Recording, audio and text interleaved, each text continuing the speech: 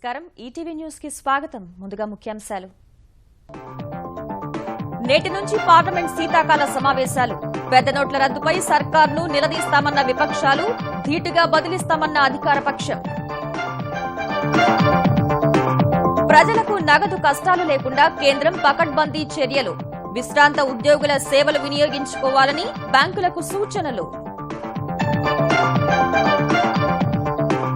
ఆంధ్రప్రదేశ్లో నగదు రహిత లావాదేవీలను ప్రోత్సహించాలన్న చంద్రబాబు ఈ పోస్ట్ యంత్రాల సంఖ్యను భారీగా పెంచాలని అధికారులకు ఆదేశాలు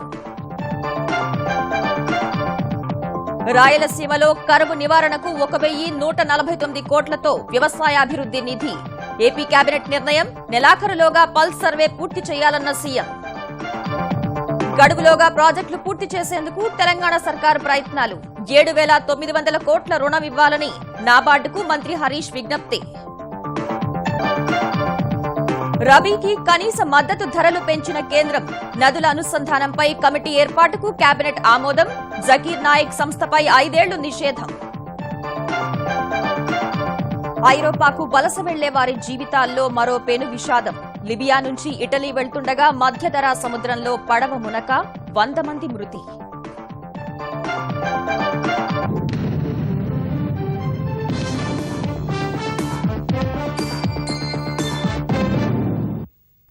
దేశంలో అవినీతి నల్లధనాన్ని అరికట్టడమే లక్ష్యంగా కేంద్రం 500, 1000 నోట్లను రద్దు చేసిన వేళ నేటి నుంచి జరగనున్న పార్లమెంట్ శీతాకాల సమావేశాలు వాడి వేడిగా సాగడం ఖాయంగా కనిపిస్తోంది.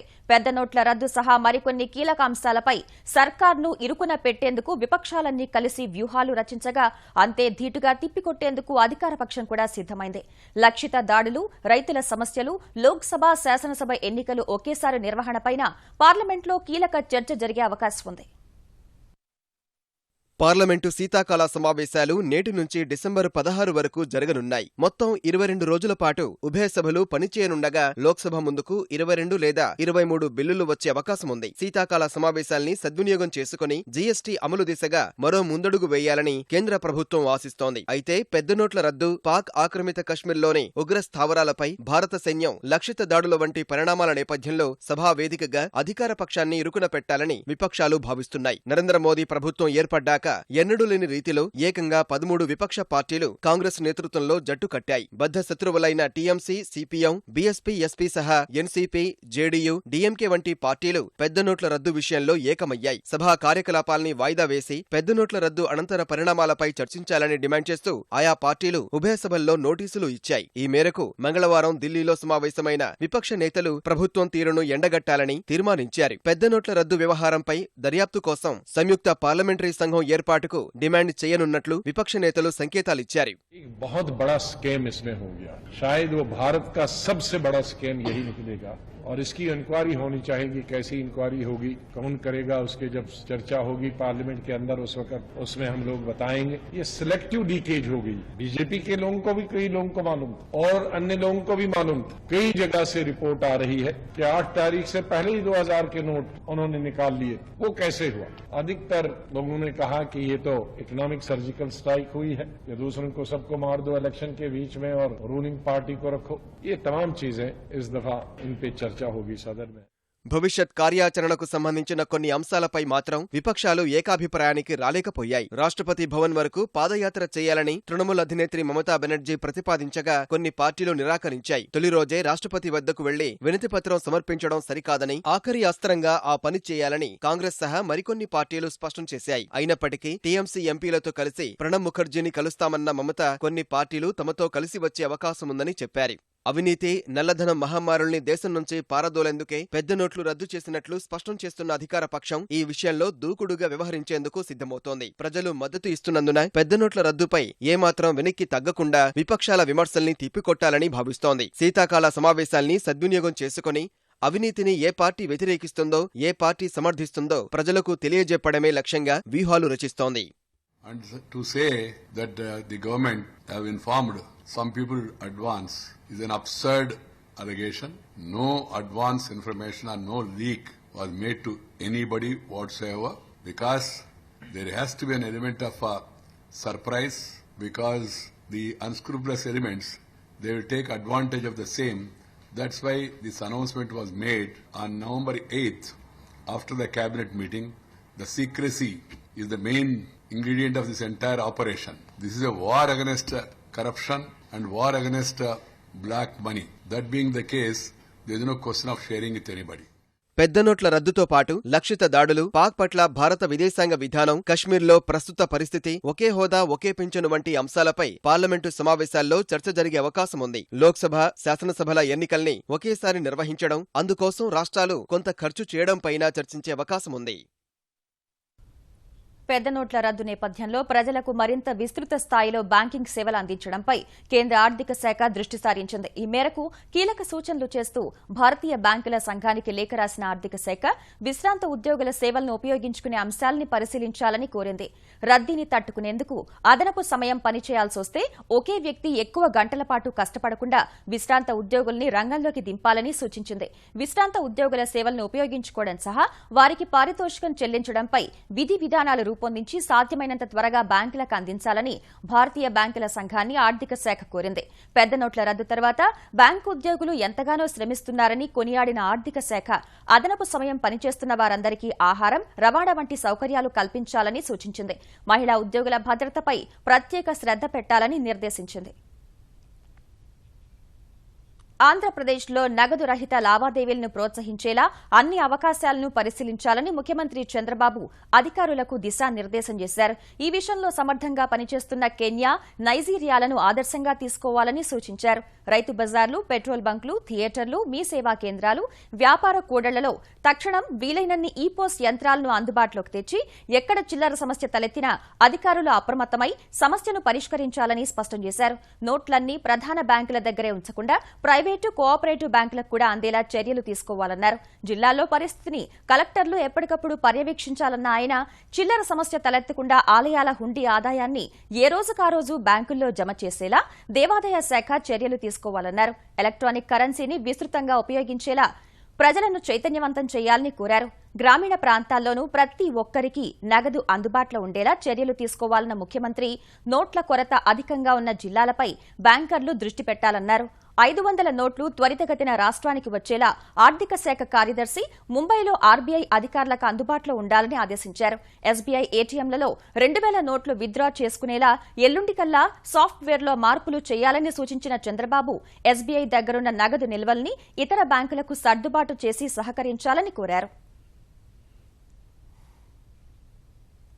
కరవు ప్రభావిత రాయలసీమ, ప్రకాశం జిల్లా రైతులకు లబ్ది చేకూరేలా ఆంధ్రప్రదేశ్ ప్రభుత్వం కీలక నిర్ణయం తీసుకుంది. 1149 కోట్లతో అంతర్జాతీయ వ్యవసాయాభివృద్ది నిధి ఏర్పాటు చేసేందుకు మంత్రివర్గం ఆమోదం తెలిపింది. ఏపీలో ఫైబర్ గ్రిడ్ అమలుకు అనువుగా ఒకేసారి 10 లక్షల సెట్టాప్ బాక్సుల కొనుగోలుకు పచ్చజెండా ఊపింది. ప్రజా సాధికార సర్వేను ఈ నెలాఖరులోగా పూర్తి చేయాలని ముఖ్యమంత్రి చంద్రబాబు స్పష్టం చేయగా రెవెన్యూ డివిజన్ల పెంపుపై మంత్రివర్గంలో చర్చించినప్పటికీ ఎలాంటి నిర్ణయం తీసుకోలేదు.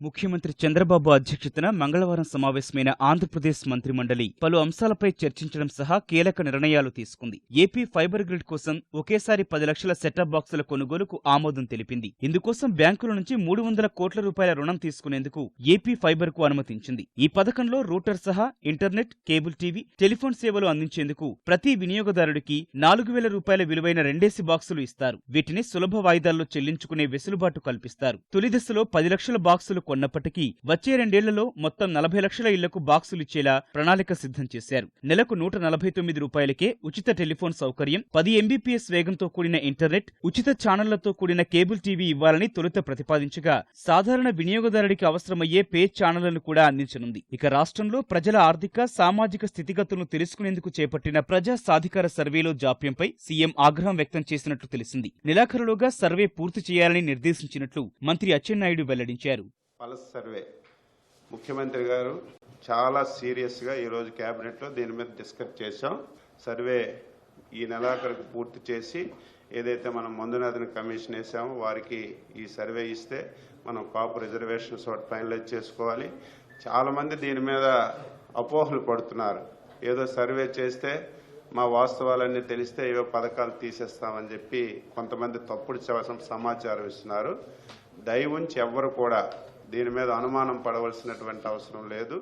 రాయలసీమలో అనావృష్టిని నివారించి రైతు కుటుంబాలకు ప్రయోజనం చేకూర్చే 1149 కోట్ల రూపాయలతో అంతర్జాతీయ వ్యవసాయాభివృద్ధి నిధిని ఏర్పాటు చేయాలని మంత్రివర్గం నిర్ణయించింది. ఇది కేంద్ర ప్రభుత్వ ఎక్స్టర్నల్లీ ఎయిడెడ్ ప్రాజెక్టు కింద చేపట్టడం జరుగుతుంది. 1,65,000 రైతు కుటుంబాలకు ప్రయోజనం కలుగుతుంది. వారి ఆదాయాన్ని పెంచి అనావృష్టి పరిస్థితులను తట్టుకోగల శక్తిని బలోపేతం చేయటం ఈ ప్రాజెక్టు లక్ష్యం. ఇది ఈఏపీ రీపేమెంట్ కేంద్రమే భరిస్తుంది. వ్యవసాయ విద్యాలయము విద్యార్థుల భాగస్వామ్యంతో ఈ ప్రాజెక్టుని అమలు చేయటం జరుగుతుంది.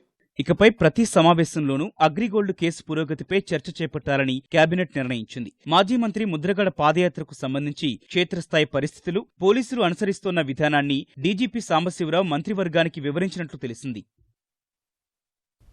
తెలంగాణలో సాగునీటి ప్రాజెక్టుల నిర్మాణం కోసం రుణం ఇవ్వాలని నాబార్డును తెరాస ప్రభుత్వం కోరింది. ఈ అంశంపై నాబార్డు అధికారులతో సమావేశమైన నీటిపారుదల శాఖ మంత్రి హరీష్ రావు ప్రధానమంత్రి కృషి సంచాయ్ యోజన కింద రాష్ట్రంలోని 11 ప్రాజెక్టులను పూర్తి చేసేందుకు ప్రయత్నిస్తున్నట్లు వివరించారు. త్రైపాక్షిక ఒప్పందం ప్రకారం 11 ప్రాజెక్టులు పూర్తి చేసేందుకు 7,900 కోట్లు ఇవ్వాలని నాబార్డును కోరారు. కాళేశ్వరం ఎత్తిపోతల ప్రాజెక్టుకు ప్రత్యేకంగా కార్పొరేషన్ ఏర్పాటు చేశామన్న హరీష్ రావు కార్పొరేషన్కు నిధులు ఇవ్వాలని విజ్ఞప్తి చేశారు. త్రైపాక్షిక ఒప్పందంలో కుదిరిన వడ్డీ రేట్ల ప్రకారమే కాళేశ్వరం కార్పొరేషన్కు కూడా నిధులు ఇవ్వాలని తెలిపారు. రుణ పరిమితికి లోబడే గతంలో వివిధ ప్రభుత్వ పథకాలకు రుణం తీసుకున్నందున సాగునీటి ప్రాజెక్టులకు కూడా పరిమితితో సంబంధం లేకుండా రుణం ఇవ్వాలని హరీష్ రావు నాబార్డును కోరారు. మహబూబ్నగర్ జిల్లాలో ప్రాజెక్టులకు యుద్ద ప్రాతిపదికన పూర్తి చేసి వచ్చే ఖరీఫ్ నాటికి 8 లక్షల ఎకరాలకు సాగునీరు అందించాలని తెలంగాణ నీటిపారుదల శాఖ మంత్రి హరీష్ రావు అధికారులను ఆదేశించారు.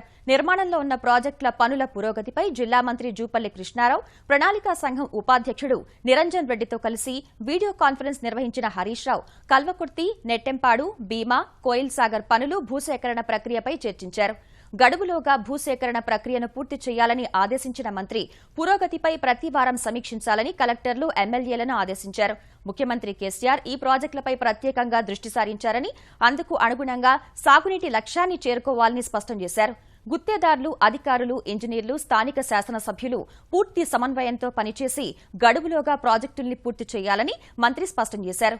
యాసంగిలో ఆరుతడి పంటలకు మాత్రమే సాగునీరివ్వాలని, వరి పంటకు సాగునీటి విషయంలో రైతులకు ముందే సమాచారం ఇవ్వాలని సూచించారు.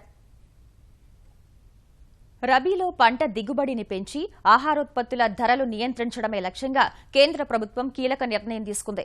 పప్పుల కనీస మద్దతు ధరను క్వింటాకు 550 రూపాయలు, గోధుమల ఎంఎస్పీని 100 రూపాయల మేర పెంచింది. ఈ మేరకు ఆమోదం తెలిపిన కేంద్ర మంత్రివర్గం నదుల అనుసంధానంపై పర్యవేక్షణ కోసం ప్రత్యేక కమిటీ ఏర్పాటుకు పచ్చజెండా ఊపింది.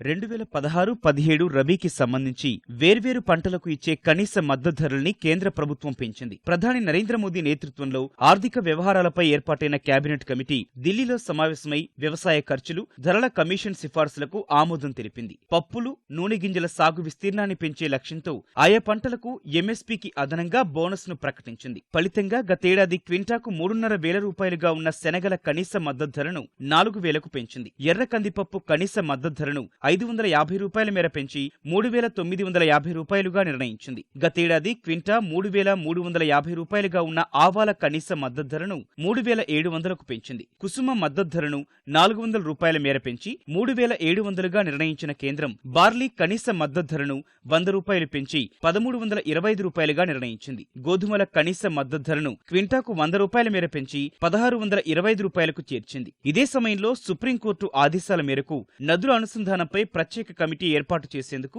కేంద్ర మంత్రివర్గం ఆమోదం తెలిపింది. 1980 నాటి జాతీయ దూరదృష్టి ప్రణాళికలో భాగంగా చేపట్టే విలువైన ప్రాజెక్టుల పర్యవేక్షణకు ఈ పరిణామం ఉపకరిస్తుందని కేంద్రం భావిస్తోంది. అటు వివాదాస్పద ప్రబోధకుడు జకీర్ నాయక్ కు చెందిన స్వచ్ఛంద సంస్థ ఐఆర్ఎఫ్ ను 5 ఏళ్ల పాటు చట్ట వ్యతిరేక సంస్థగా ప్రకటించేందుకు మంత్రివర్గం అంగీకరించింది. ఈ మేరకు కేంద్ర హోంమంత్రిత్వ శాఖ త్వరలో ప్రకటన జారీ చేయనుంది.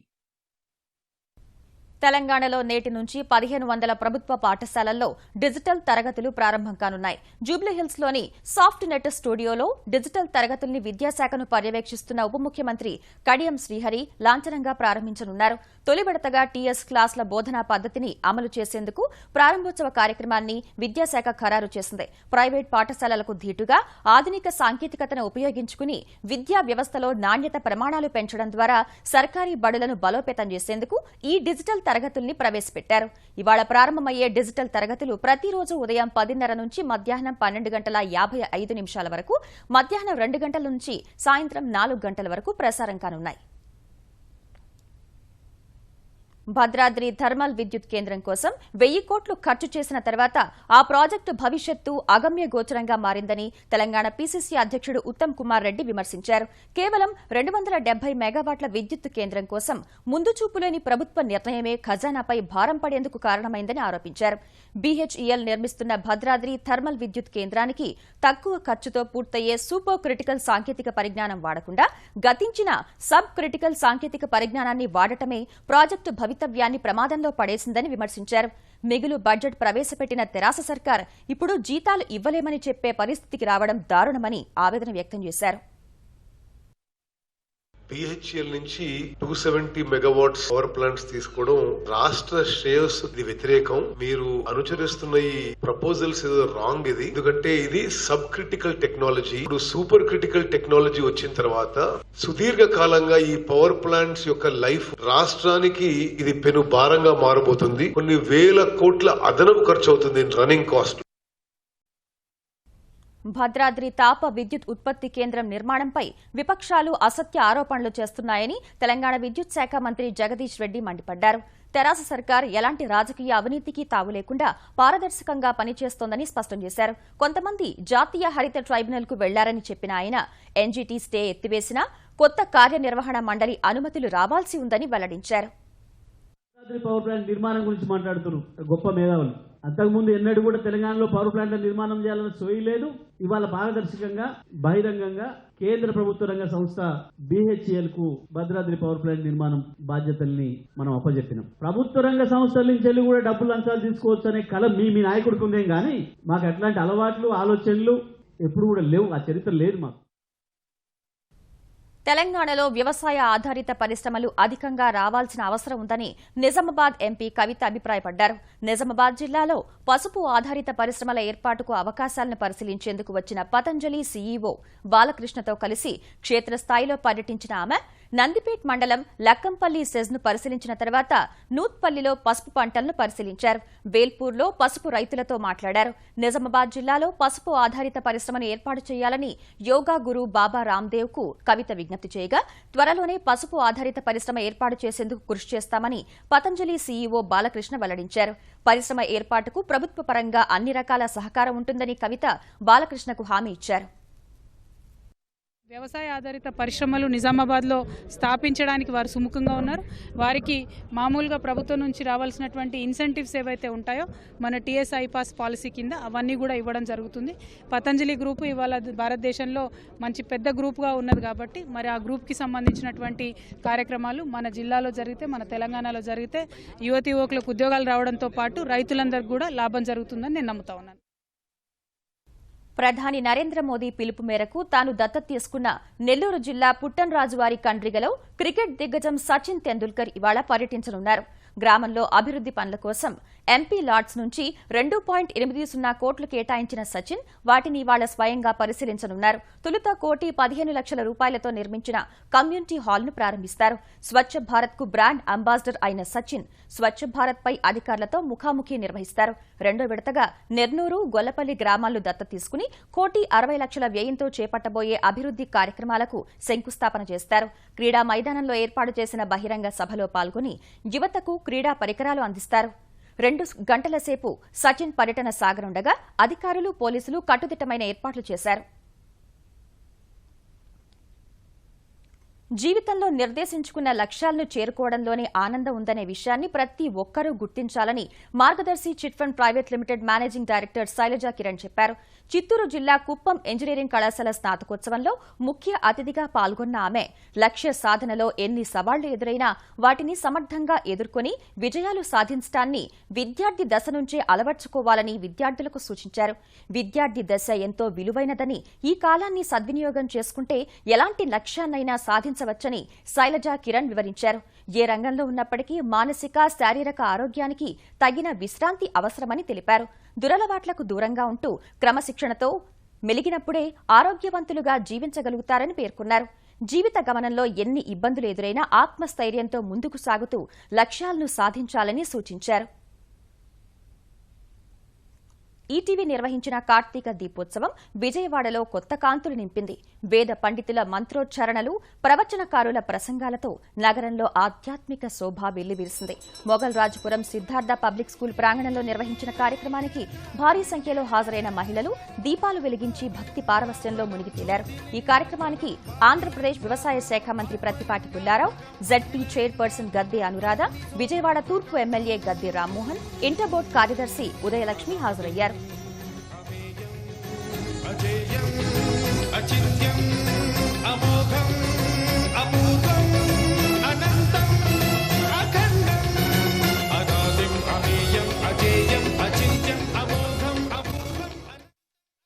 వలస జీవుల గాథ మరోమారు విషాదాంతమైంది. అంతర్యుద్దంతో అట్టుడుకుతున్న దేశాల నుంచి వలస వెళ్తూ మధ్యధరా సముద్రంలో పడవ మునిగిన ఘటనలో దాదాపు 100 మంది మరణించారు. 122 మంది వలస జీవులతో లిబియా నుంచి ఇటలీకి బయలుదేరిన ఓ పడవ నడి సముద్రంలో మునిగిపోయింది. ఈ ఘటనలో అనేక మంది అక్కడికక్కడే నీట మునగ్గా మరికొందరు దొరికిన వస్తువుల సాయంతో తేలుతూ ప్రాణాలు కాపాడుకునే ప్రయత్నం చేశారు. 4 గంటల తర్వాత చేరుకున్న సహాయక సిబ్బంది అతి కష్టం మీద 23 మందిని రక్షించారు. మిగిలిన వారంతా చనిపోయి ఉంటారన్న అంచనాతో గాలింపు చర్యలు కొనసాగిస్తున్నారు.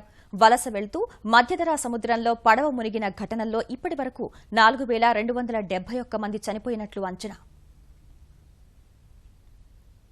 అవినీతి ఆరోపణలు ఎదుర్కొంటున్న రష్యా ఆర్థిక మంత్రి అలెక్సీ ఉల్యుకయేవ్ను ఆ దేశ అధ్యక్షుడు వ్లాదిమిర్ పుతిన్ పదవి నుంచి తొలగించారు. అలెక్సీపై విశ్వాసం కోల్పోయిన పుతిన్ మంత్రి బాధ్యతల నుంచి తప్పిస్తూ ఉత్తర్వులు జారీ చేసినట్లు ప్రభుత్వ వర్గాలు వెల్లడించాయి. ప్రభుత్వ రంగ చమురు సంస్థ రోస్ నెఫ్ట్కు సంబంధించిన ఓ ఒప్పందం కుదిరిన సందర్భంగా అలెక్సీ దాదాపు 13.5 కోట్ల రూపాయల లంచం తీసుకున్నారని ఆరోపణలొచ్చాయి. దర్యాప్తు చేపట్టిన అధికారులు అలెక్సీని 2 నెలల పాటు గృహ నిర్బంధంలో ఉంచుతున్నట్లు మంగళవారం ఉదయం ప్రకటించాయి. కాసేపటికే మంత్రి పదవి నుంచి తొలగిస్తూ పుతిన్ ఉత్తర్వులు జారీ చేశారు. అమెరికా అధ్యక్షుడు బరాక్ ఒబామా పర్యటనను వ్యతిరేకిస్తూ గ్రీస్ రాజధాని ఎథెన్స్ లో చేపట్టిన నిరసన ప్రదర్శన హింసాయుతంగా మారింది. ఒబామా రాకను వ్యతిరేకిస్తూ ఆందోళనకు దిగిన 3,000 మందిని చెదరగొట్టేందుకు పోలీసులు బాష్పవాయు గోళాలు, స్టన్ గ్రెనేడ్లు ప్రయోగించగా పరిస్థితి అదుపు తప్పింది.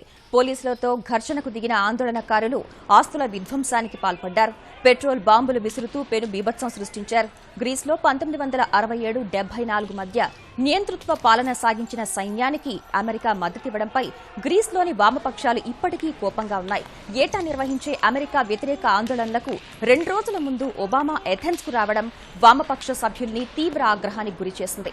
హింసాయుత ఆందోళనల సమయంలో గ్రీస్ అధ్యక్షుడు ప్రోకోపిస్ పావ్లోపౌలోస్ ఇచ్చిన ప్రత్యేక విందుకు ఒబామా హాజరయ్యారు.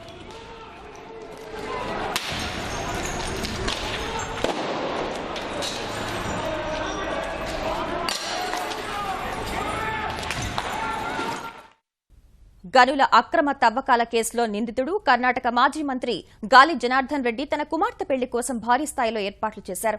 హైదరాబాద్ కు చెందిన వ్యాపారి కుమారుడు రాజీవ్ రెడ్డితో ఇవాళ జరిగే తన కుమార్తె బ్రహ్మణి రెడ్డి పెళ్లి కోసం బెంగళూరు ప్యాలెస్ లో గాలి జనార్దన్ రెడ్డి భారీ సెట్టింగులతో సినిమాను తలదన్నే రీతిలో ఏర్పాట్లు చేయించారు. ఇందుకు బాలీవుడ్ కళా దర్శకులకు బాధ్యతలు అప్పగించారు. ఇప్పటికే విచ్చేసిన అతిథులకు రాజ మర్యాదలతో స్వాగతం పలికిన గాలి కుటుంబ సభ్యులు దేశవ్యాప్తంగా ప్రసిద్దిగాంచిన సంగీత, నృత్య కళాకారులతో సంగీత్ కార్యక్రమాన్ని ఏర్పాటు చేశారు. రాజీవ్, బ్రాహ్మణి పెళ్లికి 50,000 మంది వరకు అతిథులు వస్తారనే అంచనాలతో ఏర్పాట్లు చేశారు. ఈటీవీ న్యూస్ సమాప్తం. నమస్కారం.